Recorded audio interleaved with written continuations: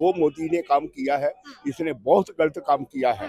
मैं आपको बात बताता हूँ, सूबेदार साहब हैं, उनका एक 5 पैसा तक नहीं बढ़ोतरी की। बिल्कुल सही बात बात बोला आपने कि हर तबके के सुनते हैं, लेकिन नीचे वाले तबके की आवाज पहुंचती नहीं है, ऊपर वाले तबके के पहुंच जाती है। हम लोगों को इतना बेरहम किया है। हमने फौज की नौकरी किया, हमने नमक खाया है फौज का। 18 साल जो एज है बहुत अच्छी है, क्योंकि उसकी ग्रोथ का और उसका जो माइंडसेट है वो एक तरफ आप कहते हो वन रैंक वन पेंशन, एक तरफ आप एमएसपी किसी को दे रहे हैं और किसी को नहीं दे रहे। हम यही मांग कर रहे थे कि अगर हमारे साथ भेदभाव नहीं हुआ है तो वो उसका 3 महीने का उनको टाइम दो, कमेटी को और जजों को, और वो दूध का दूध और पानी का पानी कर दें।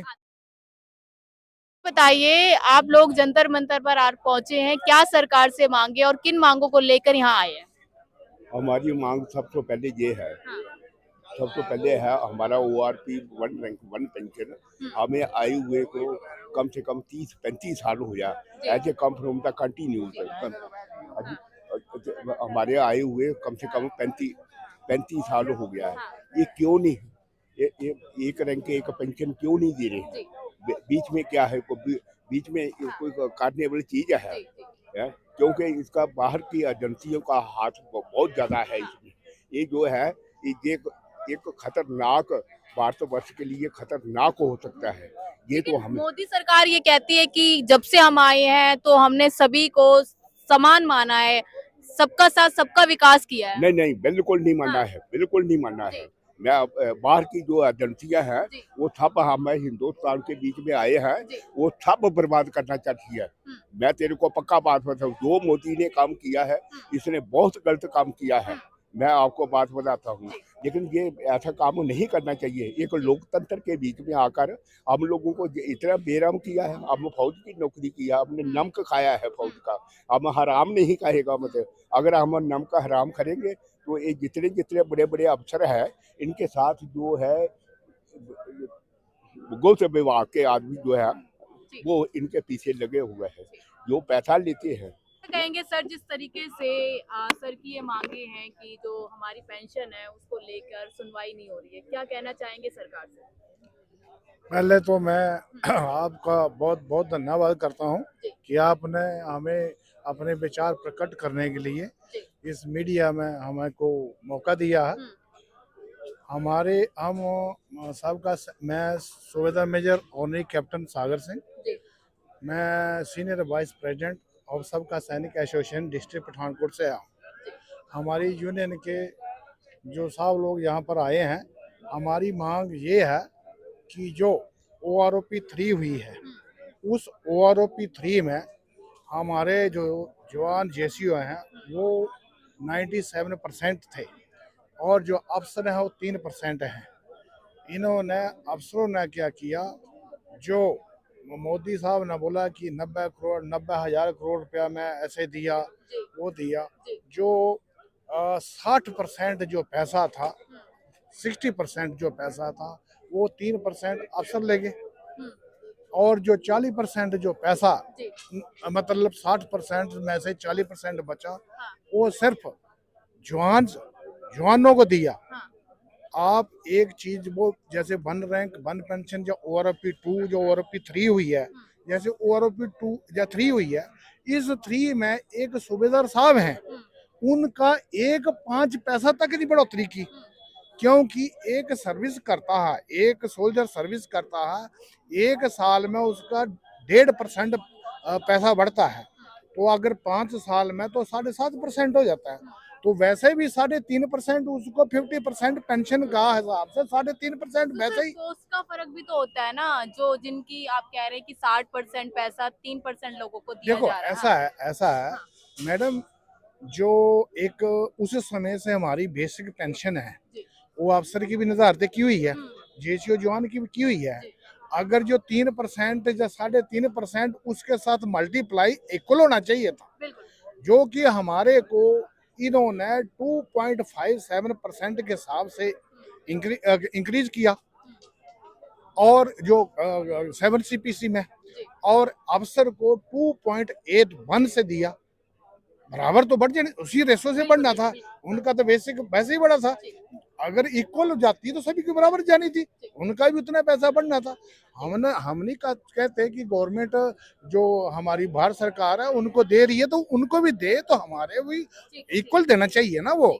बाकी ऐसा है कि डिसेबिलिटी, एक जवान हमारा लड़ाई में लड़ता है, उसका एक हाथ कट गया, बाजू कट गया, टांग कट गया, वो डिसेबिलिटी हो गया, मान लो 100% डिसेबिलिटी होगी, जो तनख्वाह है वो गवर्नमेंट ने तो लग दे दी है, परंतु अगर उसने अपना ट्रीटमेंट करना या इलाज करना है, उसको उसका भी अगर टांग कटा है, अफसर का भी एक टांग कटा है, जवान का भी उतना कटा है, तो उस डिसेबिलिटी के तो हिसाब से तो बराबर देना चाहिए ना। भेदभाव किया जा रहा है ना, ये हमारी मांग है कि अभी 8th पे कमीशन का जो अभी संगठन हो रहा है, इसमें भी हमारा जो पहले भी हमने ये मांग की थी कि जो रिटायर 3 सुप्रीम कोर्ट के जजों को नियुक्त किया जाए, उनसे हमारे को कुछ नहीं लेना।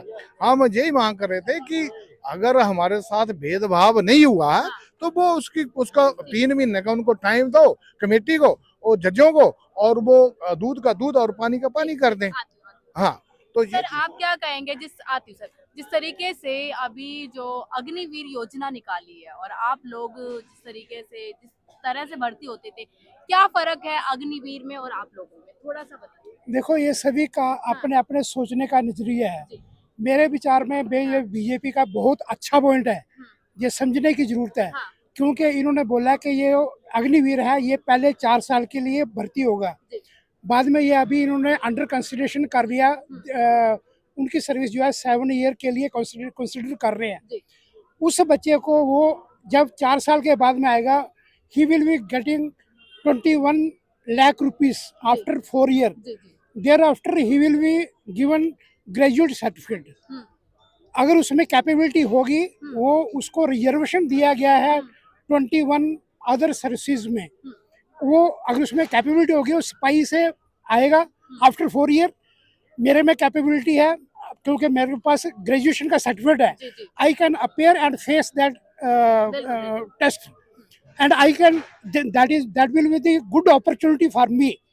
मैं उस अपॉर्चुनिटी से मैं IAS भी बन सकता हूँ, बैंक में ले सकता हूँ, BS में जा सकता हूँ, CRP में जा सकता हूँ। लेकिन सवाल ये उठता है ना सर कि जो 18 साल का बच्चा है उसको आप आर्मी में भेज देते हैं, क्या उतनी समझ होती है उनको? देखो, 18 साल जो एज है बहुत अच्छी है, क्योंकि उसकी ग्रोथ का और उसका जो माइंडसेट है वो उसमें जिस लाइन में वो जाएगा उसको कैपेबिलिटी उसमें ज़्यादा होगी। जब वो 18 से 4 ईयर करेगा तो वो 22 ईयर के बीच में वो पेंशन आ जाएगा। उसके पास में 22 लाख रुपया गवर्नमेंट उसको देगी, 21-22 लाख रुपया देगी। उसमें कैपेबिलिटी है, वो किसी भी टेस्ट में अपेयर करेगा। अगर उसने बिजनेस करना है तो बिजनेस कर सकता है। और वो मेरी बेटी खुद है, मेरी बेटी ने बीटेक करने के बाद में अभी वो कम से कम 37 इंजीनियर उसके पास में एम्प्लॉई है। तो इसी प्रकार ही वो 18 साल में जाके ग्रेजुएशन की डिग्री लेगा। वो अगर जॉब ही करनी है तो BSF में डायरेक्ट इंस्पेक्टर लग सकता है, या किसी में रिजर्वेशन है उधर जॉब कर सकता है। मांगे लेके आप लोग आए, अगर सरकार इन मांगों को पूरा नहीं करती तो क्या करेंगे आगे? मैं आपका मैडम धन्यवाद करता हूँ। मेरी सबसे पहले ये है कि 2014 में और 15 में यहाँ पर जो है वो 1 रैंक 1 पेंशन का प्रोसेसन हुआ था।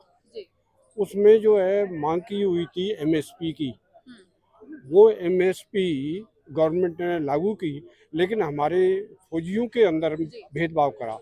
क्योंकि 2001 का क्या कारण है? अब मैं आपको बताना चाहता हूँ कि 1 जुलाई 2016 में से इन्होंने जो है लागू किया, लेकिन क्या किया, जो प्री मैच्योर रिटायरमेंट थे उनको छोड़ दिया गया।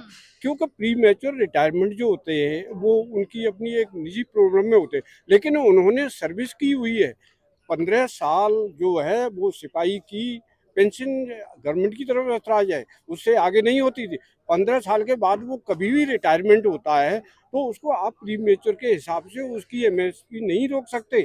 यानी भूतपूर्व सैनिक को एक तरफ आप कहते हो वन रैंक वन पेंशन, एक तरफ आप एमएसपी किसी को दे रहे हैं और किसी को नहीं दे रहे हैं। लेकिन 15 साल के बाद जो भी रिटायरमेंट हो रहा है उसको सबको एमएसपी देना चाहिए। ये एक भेदभाव एक किया है सरकार ने, ये नहीं करना चाहिए, क्योंकि कहीं भी नहीं ऐसा लिखा है 15 साल के बाद जो फौजी है उसे पेंशन का हक है, उसने वो भी सर्विस उसने की है। अरे आप जो है ना एक नर्स को आप जो है ना 10,000 रुपए देते हैं, जो कभी वो फील्ड का फ्रंट नहीं देखता। एक सिपाही जो है नंबर 1 सिपाही होता है बॉर्डर का, देश की सेवा करता है, उसे आप जो है ना उसने 15 साल से ऊपर की, चाहे वो 20 में गया 16 में क्या, आपने एमएसपी उसको जो है ना आपने रोक दी, क्योंकि आप एमएसपी नहीं रोक सकते उसको। वो फौजियों में आपने अलग अलग जो है ना बांट दिया, ग्रुप बना दिया, तो आप बताइए कि वन रैंक वन पेंशन कहाँ हुई? उसे आप ओआरपी नहीं कह सकते। दूसरा जो है एमएसपी का मैं आपको कहना चाहता हूँ, एमएसपी जो है, सवाल मेरा ये है, अगर सरकार आपकी मांगे नहीं मानती तो क्या करेंगे आप? तब तो ये एजिटेशन चालू रहेगा, आंदोलन चालू रहेगा बड़े जोर शोर से। अभी तो पहला प्रदर्शन है, आगे और भी जो है ना स्ट्रेंथ, काफी स्ट्रेंथ होगी और उसके अलावा बड़ा धरना प्रदर्शन होगा। ये वहाँ पहले भी देख सके, 101 दिन से यहाँ पर जो है ना हमारे यहाँ 2 टेंट लगे हुए थे, ऑफिसर्स का अलग और जेसीओ जवानों का अलग, और यहाँ पर ऐसा धरना प्रदर्शन किया तो तभी एमएसपी लागू की है, उससे पहले एमएसपी नहीं थी, उस धरने से ही की थी। लेकिन उस धरने के बाद भी इन्होंने 2 तरह का धोखा दे दिया, जो 2016 से जो पहले हैं उनको नहीं दिया। आप क्या कहेंगे सर रिगार्डिंग जो ये प्रोटेस्ट हो रहा है कि हमारे साथ भेदभाव किया जा रहा है, अफसरों की पेंशन ज्यादा है और जो सिपाही उनकी पेंशन कम है, क्या सरकार ऐसा भेदभाव करती है? बिल्कुल करती है। जब वन रैंक वन पेंशन 2014 में जब आए थे तो पहला ओआरपी मिला था, तो पहला ओआरपी में तो थोड़ा बहुत ठीक भी रहा, ओआरपी 2 में थोड़ा सा कम रहा ओआरपी 1 से, और ओआरपी 3 में तो बिल्कुल समाप्ति कर दिया। आप ये समझ लीजिए कि 60% जेसीओ एनसीओ जो कि पीवीआर बोले जाते थे पहले, उनको ओआरपी 3 से वंचित कर दिया। मात्र 40%। अब जिसको खत्म किया है, ओआरपी से निकाला है, वो है हमारे पीएमआर वाले, प्री मैच्योर रिक्वायरमेंट, जिसको बोलते हैं ऑन रिक्वेस्ट डिस्चार्ज। ठीक है, ये शब्द ऑन रिक्वेस्ट डिस्चार्ज नाम का शब्द पहले कुछ था नहीं। ठीक, तो ये किस सरकार में हुआ है? पहले कांग्रेस की सरकार भी थी, फिर ये अभी हुआ है। आपका जो ओआरपी जो आया है वो बीजेपी में ही आया, अच्छा, पहले नहीं होता है। लेकिन बीजेपी सरकार ये कहती है कि हम हर तबके की सुनते हैं। बिल्कुल सही बात बोला आपने कि हर तबके के सुनते हैं, लेकिन नीचे वाले तबके की आवाज पहुंचती नहीं है, ऊपर वाले तबके के पहुंच जाती है। साथ रहता हूं मैं, मोदी जी तो लगातार ये कहते हैं, लेकिन आवाज तो पहुंचे तभी तो सही। क्या विसंगतियां हैं? मोदी जी तक कहाँ पहुंच पा रहे हैं? हमारी पहुंच कहाँ तक है? अफसरों तक। अफसर मोदी जी को रिप्रेजेंट करता नहीं, सही बात बताता नहीं है। ये ब्यूरोक्रेट्स जो है हमारे, जो ठीक है, सेक्रेटरी लेवल के जो है वो ब्रीफिंग देते हैं, मोदी जी को देते हैं। पीएमओ है, पीएमओ मोदी जी को ब्रीफिंग देते हैं। उसमें अफसर जितने भी हैं, बड़े बड़े जो अफसर जो हैं, वो अपना आवंटन कर लेते हैं, नीचे वाले को छोड़ देते हैं।